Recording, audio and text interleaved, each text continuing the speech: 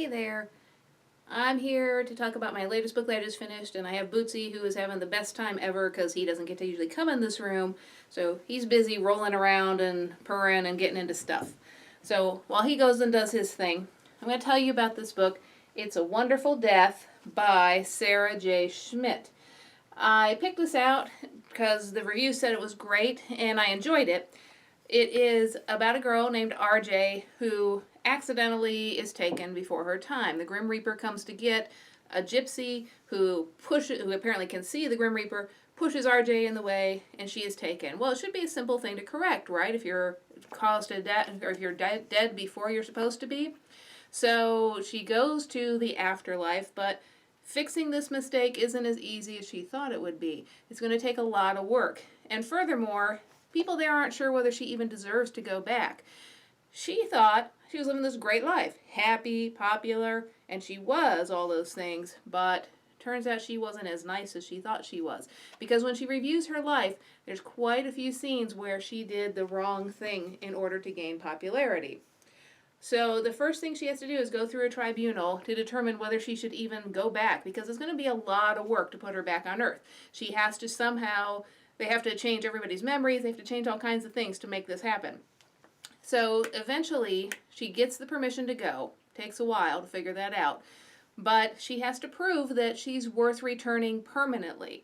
So it's just a trial thing. And the way that she's going to prove this is by reliving 3 crucial decisions in her life and coming up and seeing how she handles them. And if she does a good job this time instead of the way that she handled them before, then maybe she gets to go back and start over.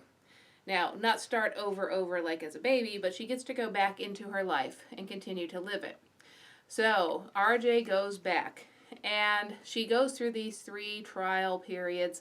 And of course, after she does the first one, which she does very well on, that changes the course of her life. So some other things come up that she didn't necessarily expect, that weren't things that she did in the past. But even then, even when she's relived these 3 moments, it's still not that simple. There are angels, there's death himself, there's all kinds of afterlife things and people she knew who are going to be affected by whether she's going to go back or not. Plus, even if she does go back, who's to say what happens after that, because her timeline can't be seen because it's still in flux. So I'd say it's like a fun light book, but it doesn't sound real light because there's all this death and afterlife and things like that. But it is fun. It is just not real in depth. Now she does, of course, like most things, learn some lessons and learn some things about herself and about life. And there are some things that she had always taken for granted.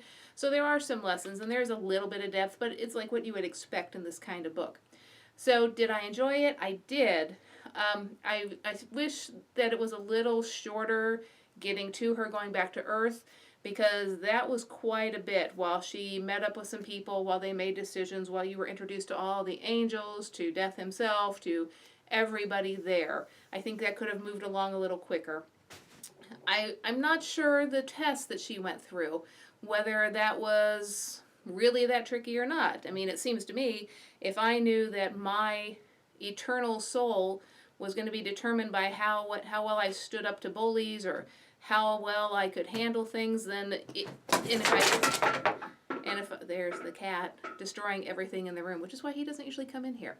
If I knew that that's all I had to do, then maybe it'd be a lot easier to do that. So it seems like maybe that wasn't all that needed to happen, but still satisfying at the end, satisfying to watch her change the course of her life, something that I'm sure all of us wish we could do.